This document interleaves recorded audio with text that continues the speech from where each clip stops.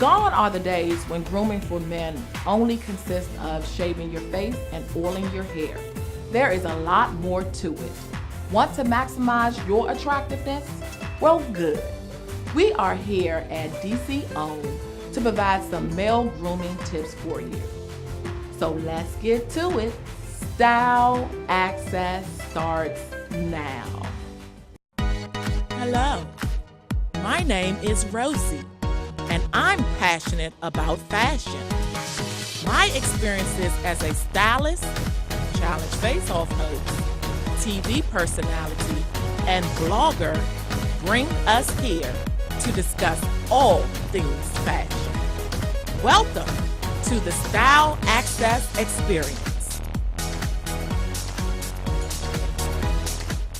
So we're going to continue the conversation about male grooming. So when do you think it first grabbed the public attention that men cared about their personal appearance? Obviously, the advent of social media, especially with IG, once that came about and people following barbers and other hairstylists, anyone in that industry, it almost became cool for us men. We became very comfortable caring about our hair, where I think before that, guys would get a hard time from their peers caring too much about their hair. They had terms like metrosexual, things like that. I was going to say that. Can we date the term metrosexual? You date it. Can we date it? When did that happen? If we can date the term metrosexual, whenever the metrosexual became a thing, that's when men's grooming came into, because we started talking about getting manicures and pedicures and facials and getting your hair a certain kind of way. Men didn't want to be referred to as that. Okay. Either. Right. You know, I don't think that was a term, a positive term. I didn't want to be called that because of the idea I had It's with the negative connotation. the stigma with being called a metrosexual. But I think with IG, it made it acceptable and it was cool to care, especially that when I think with men, when it was understood that women liked a guy who cared about how they look. And what guy doesn't want to do what women like? Absolutely. I was going to interject that, but you beat me to it. So, of course, the woman has something to do with Absolutely. Absolutely. There's a song, Jay-Z and R. Kelly made a song that said it's the power of the woman. If you will. Yeah. That's why guys get their haircuts and try to dress fly. Yeah. You know? All right. So when they're actually in a men's grooming lounge space, is it hard? I mean, they're here for like one service, like say a haircut, but to get them in the seat for a manicure or pedicure, is that hard to do? I think it all depends on how you sell it. Difficult at times, sure, because a lot of guys, we're not accustomed to that service, especially under one roof. So it may be somewhat difficult, but it could be done for sure. We have to recondition with with coming to the barbershop, what all that entails. It's more than just a haircut. Okay. And do you find once they have that initial service, they're hooked? Oh, absolutely. Yeah, Okay. You're think easily so. convinced. Easily convinced. Okay. All right. Just breaking through the barrier of trying something new. Yeah. Okay. But once they go, they go. Okay. All right. So let's talk about beard care. So what's the basics? Do you think it's here to stay? What should people do to keep it? Because sometimes you see it and it's dry. You know, you have a rubber against a man and the beard is dry. What does he need to do? So if your first question is the beard here to stay, Yes. as long as women love it, it's gonna be here. Okay. And women are digging it right now. I think it's a certain bravado, or just you feel manly with the beard. A woman looks at her man like that. Without a beard, he's not a man. If I can say that. But I think you would agree, right, Brian? No, I definitely agree with that. But then there's another side to it. Guys have to go to work with these beards, and now in the workplace is becoming more the workplaces are becoming more tolerant of it.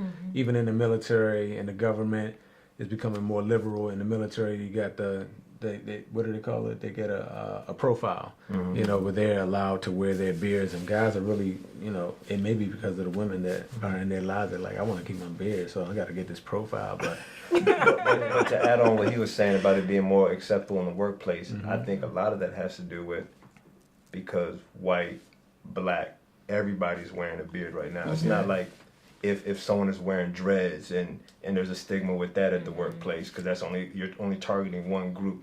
with beards, you got guys with pompadour, straight hair, whatever, but they're wearing beards. So I think because it's very diverse, everyone is wearing it, it's being accepted by everyone and everywhere. Okay. In the facility where I work, I walk down the halls and I see numerous of men with the big beards. It's not a looks black really thing. nice. Yeah. It's not really, a white really thing. nice. It's a manly It's a thing. manly thing. Men, we actually did a quick survey to find out, what is it about your beard? And we had about 5 gentlemen with beards in the shop area at one time, and they all expressed something unique about why they wore their beard, but it all had to do with masculinity and virility and being able to express Right. their manhood. Reminded them of their father. One guy was telling you that he did Yeah. it because his father wore a beard. That's Okay. what he looked up to, And so, is the beard here to stay? I think so. Okay, now since it's here to stay, let's talk about the upkeep of it. So what do you have to do? You want to touch on that? Yeah, man, we can touch on that. So, you got to clean your beard. You shampoo your... Look, It's a series of things. common sense, Cleaning it, common sense combing it, ain't- brushing it. common sense ain't so common. Moisturizing, also Let me tell taking you. care of the skin underneath the hair of the beard is Yeah. equally important. Okay. But for the average guy who doesn't know about all that it entails, I would say at least brushing it and keeping it moisturized. That's just the basic. Absolutely. And how do you keep it moisturized? What do you do? Oh, the biggest trend right now, I think, in men's grooming products is beard oil more Okay. than shampoo. I mean, you could Google beard oil. I don't know which one is better than how do they compete with each other, but everyone's making a beard oil. Okay. Everyone. Okay. And also the creams. Creams as well, the beard creams. It's another good one that helps to hydrate the skin. Okay. Moisturize the skin. I mean, excuse me, the hair. Yeah. Yeah, so I mean, I know of grooming situations. You can go in, you get a beard cleanse. Okay. After the beard cleanse, you get a hot towel. You get the steam just for the beard. Okay. Just for the beard. All right, get that out of there, and they blow dry it for you, and comb it, and brush it, and really treat this beard. They really treat it. Then they shape it up very nicely, blow dry it, and put the oil in it, and cold shot with the blow dry with the cold air. I mean, it's a whole process, but it's very necessary. Okay. The same way that you'll take care of your hair on your head, you got to take care of the hair on your Exactly. face too. Same Okay. thing. Same hair. So as far as treatment, would you say it's the same? You will come in bi-weekly for the service, or when you come in for a haircut, you just automatically get your beard service as well? No, yeah, you can come in. I mean, either way.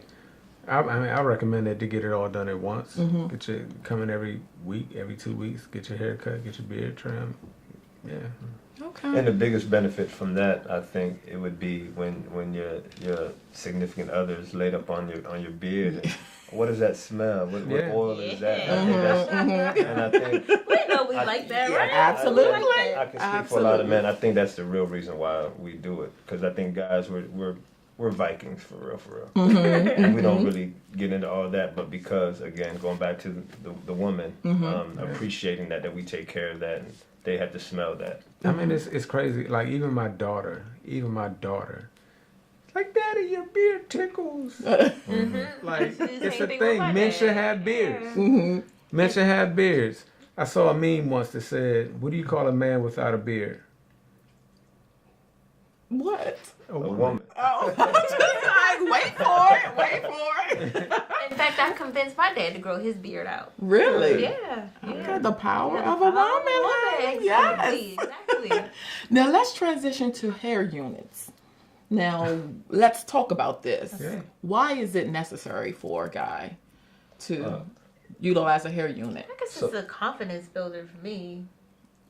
I was gonna say I'm not an expert, but if I had to think about it, I would say there's something about having hair that guys aren't really ready to let go of it. Okay. And if it could be, I don't want to say saved because they're replacing it, but it definitely builds confidence. And to a woman, what is sexier than a confident man? And I think hair provides that, and it does wonders, especially if they're losing it before their time. You have a lot of people, they're not 60, 70, there's some 30, 40-year-olds that are really thin and prematurely. And I'm not really sure what the cause of that is, but I've seen it more. I've been cutting for over 25 years.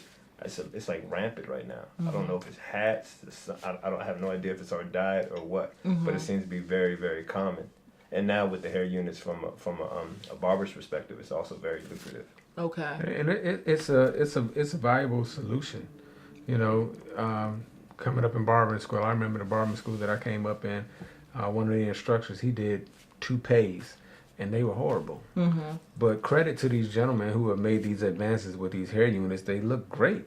They really look great, and they are offering solutions for guys who are not only looking for a cosmetic solution, but it gives them that boost of confidence that they need. You know, and you know, especially in the black community, you know, self-esteem is a thing. You know, whatever it is, you know, people as children and adolescents, they're teased. As adults, they're teased or bullied or what have you. And you never know, you know, until you see somebody get that hair unit and watch them do a complete 180 in their whole psychological makeup. I mean, it's a very valuable thing. And I take my hat off to the guys that provide that service. Sure. And the guys who decide, hey, I want to do something about this. And, you know, because, you know, we offer the bald head to the guys like, hey, man, just let it go. You know, everybody ain't ready to let it go. Everybody ain't ready to let it go. And so, you know, kudos to the guys that have provided that solution. Because just the little research I did, like, when you see them, it looks so natural. You can get like a close cut. I guess I call it an even Steven. Right. I don't know. Even But you Steven, know, yeah. and then you have the little length on it, and it really looks like real. And that's Yes. what he was saying, Yeah. going back to the advances in the technology, because before toupees, you were only targeting a certain demographic. And with now that the companies are making, I think the proper term is ethnic hair, Okay. or, you know, different textures of hair. So pretty much anyone of color can get away with it. They could match it up perfectly. And then you couple that technology with a good barber who knows how to blend it. Right. You're winning. Okay. You're So winning. is it hard to blend it, or have you had I experience myself have with that? never done one, Okay. but I can cut, I can blend. From So I don't what think I it'd be know difficult about for it, me. I've never done one either. I keep my scope of service. He stays in his lane. Yeah. Okay, right, okay. But from what I understand, it's a lengthy process. It's like a Okay. 2 or 3 hour process. Okay. And so these guys, they really take their time and make sure that these guys come out looking good. And so, is the blending process difficult? From what I understand, the process doesn't start when you sit down for the service. The process starts 2 or 3 weeks, two or 3 weeks prior, Okay. because they gotta, you know, the they gotta Yeah, consultation. the consultation is key Yeah. with that. Okay. And so there's a lot of time and effort invested into these units. So if you'll probably never know a guy that has a unit. Right.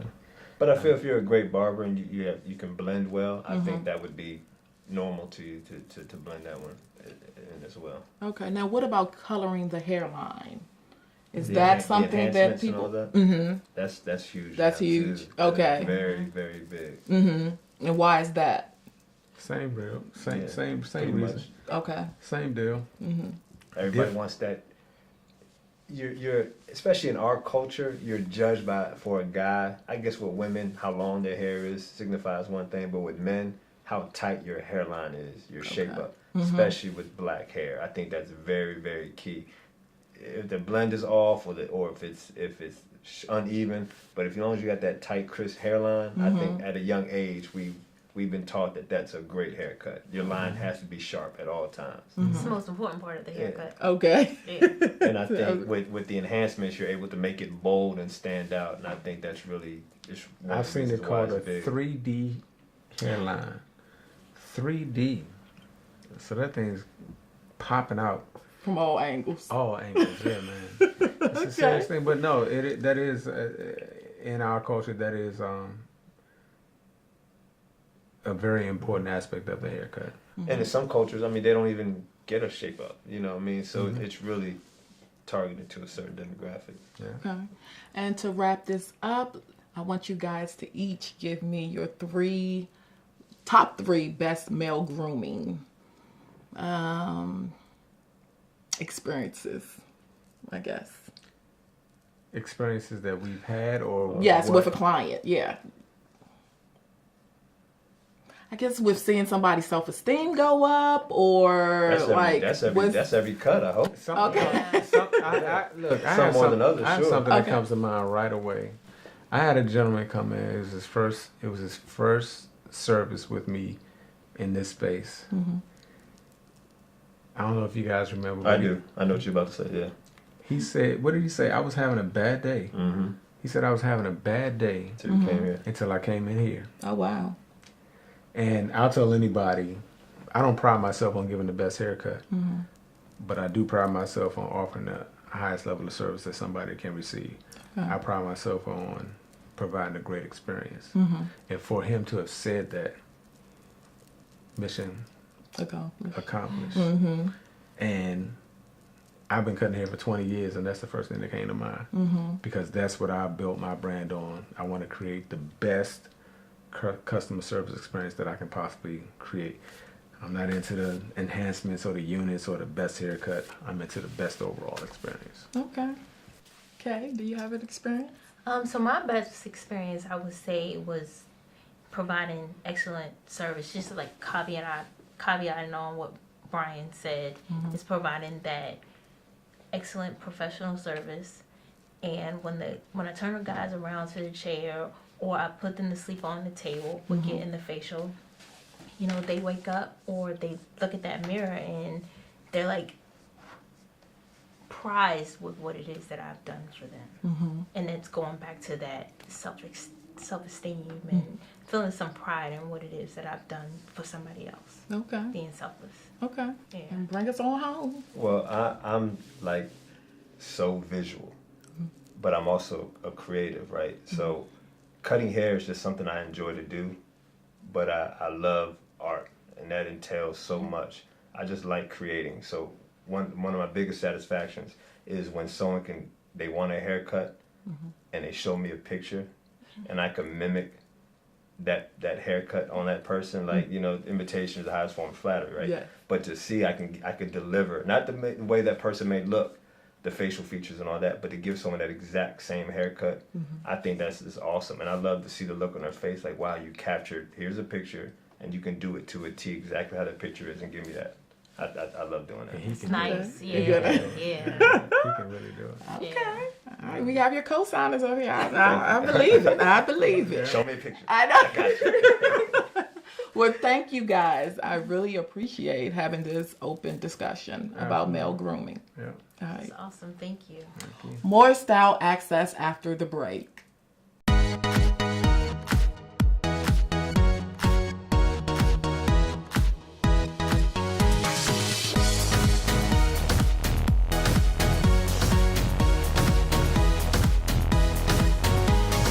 Looking your best takes work, and I hope this episode helped you feel more confident. Are you a well-groomed man?